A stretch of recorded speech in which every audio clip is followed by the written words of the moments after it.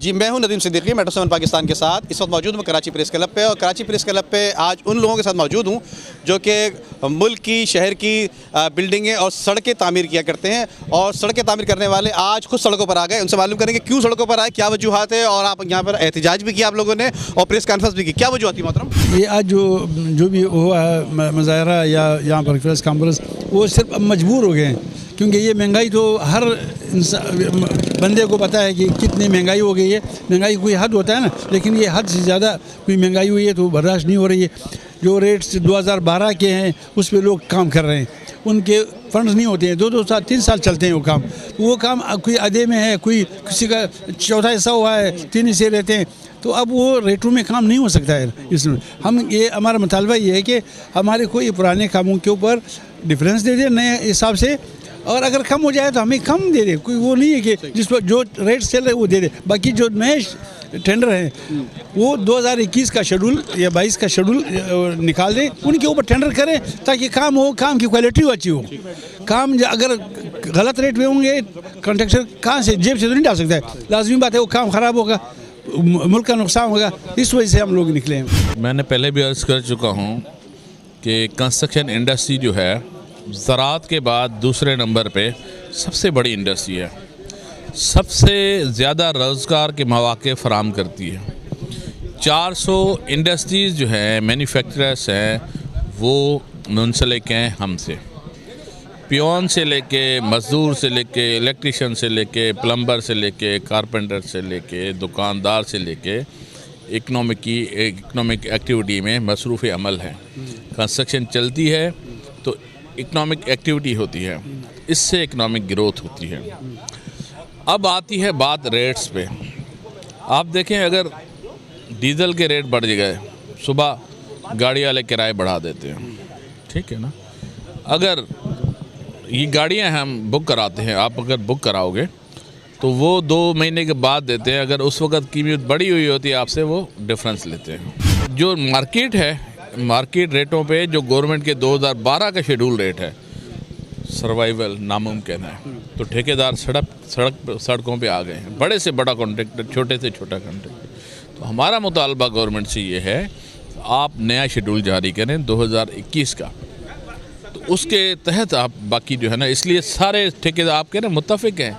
आज भी टेंडर थे, बाइकाट करके आए, कोई नहीं जा रहा। हमारा मुतालबा ये है कि भाई नए रेटों पे आप टेंडर करवाएं। बात क्या हालत ये है कि पूरे पाकिस्तान में आपको पता है कि इस वक्त कामों का बाइकाट हो चुका है, क्योंकि 2012 का शेड्यूल में ठेकेदार अगर काम करते हैं ठेकेदार, तो 2012 के शेड्यूल में उनको जो है ना घर से लॉस होता है। तो ठेकेदारों ने इसीलिए ये सोचने पे मजबूर हो गए ठेकेदार कि भाई इस वक्त काम करने से बेहतर है कि उसका बाइकाट किया जाए। अगर ठेकेदार कब 2012 के रेट पे करते हैं तो अपने घर बिक जाएंगे ठेकेदारों के।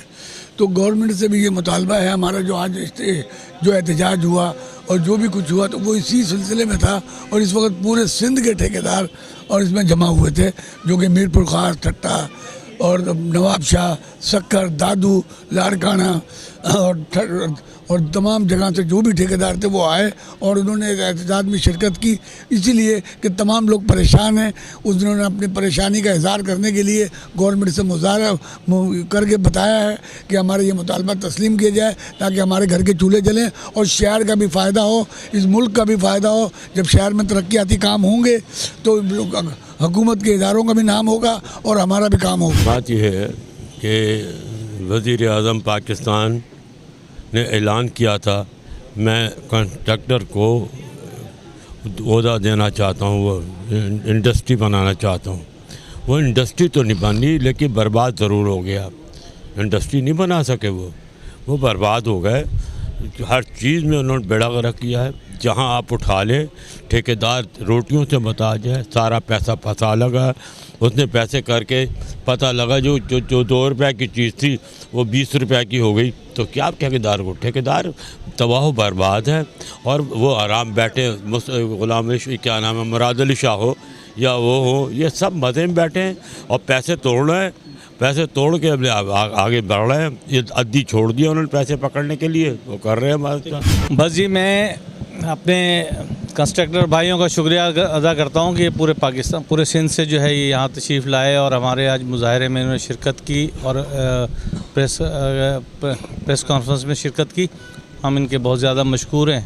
हम शुक्रिया अदा करते हैं कि आज इतना बड़ा सिंध इत्तेहाद बना जो तारीख़ में कभी नहीं बना था, जो आज हमें इसकी बड़ी, हम इनका शुक्रगुज़ार हैं कि हम किसी ना किसी पॉइंट पे एक प्लेटफार्म पे मुत्तहिद हुए। हाँ जी, लैंग्वेज पे हुआ है। सिंधी, जाहिर सी बात है, कुछ सिंधी अखबारात थे, उन्होंने अपना सिंधी में सवाल किए तो जाहिर सी बात उनको जवाब भी सिंधी में देना था। तो इस पर ही कोई बात हुई है। ये हमारी सिंधी ज़बान भी हमारी अपनी ज़बान है सिंध की, और उर्दू भी हमारी कौमी ज़बान है। तो बहरहाल जिसको जिसमें सहूलत हो वो बात कर सकता है, बाकी तो आपके सामने सब कुछ है। हमारा मुतालबा सबसे पहले यही, जाहिर सी बात 2012 का शेड्यूल 10 साल हो गए। 10 साल में अब तक जो रेट जो इंक्रीज़ हुए हैं वो 100% हो गए। बार बार ये हमने बात कही है कि ये तो जाहिर बात सिंध गवर्नमेंट का भी काम है और सेंट्रल गवर्नमेंट वफाक का भी काम है।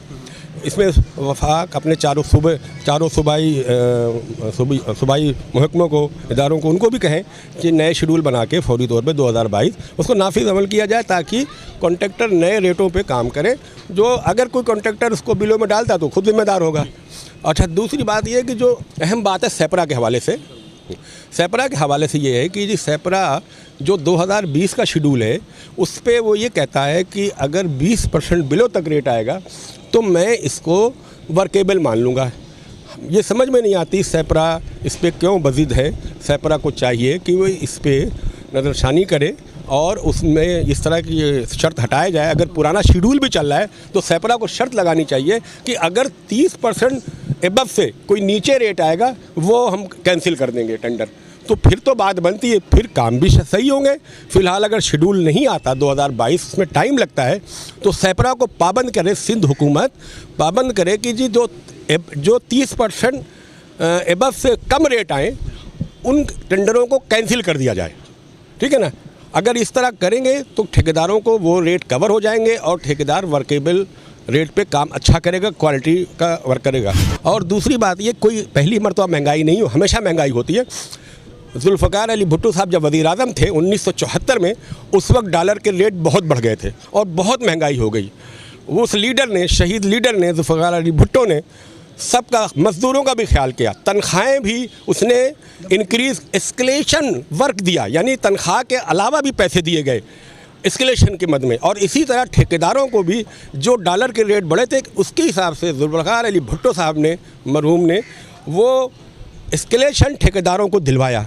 आज जो है सिंध में हुकूमत है वो जुल्फ़िकार अली भुट्टो की पार्टी की हुकूमत है।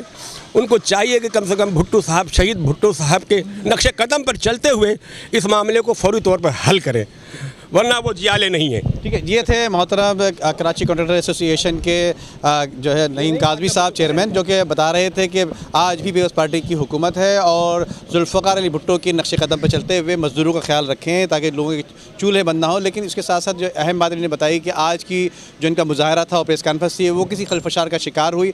यकीनन कुछ खलफशार हुई जिसको इन्होंने हल करने की फौरी तौर पर कोशिश भी की और यकीनन वो हल हो गई। और उम्मीद की जा रही है कि आइंदा क्वालिटी बेहतर करने के लिए शहर कराची में मुख्तलिफ सड़कें, बिल्डिंगें, सरकारी तौर पर जो काम जो ठेके पे दिए जो टेंडर होते हैं उसकी क्वालिटी बेहतर करने के लिए जो 2012 के बाद रेट्स बढ़ाए नहीं गए, तो ये उम्मीद कर रहे हैं, इन्होंने मुतालबा किया है कि बराए मेहरबानी 2022 में जो है इनके रेट जो हैं वो बढ़ाए जाएँ ताकि क्वालिटी बेहतर हो सके। जी।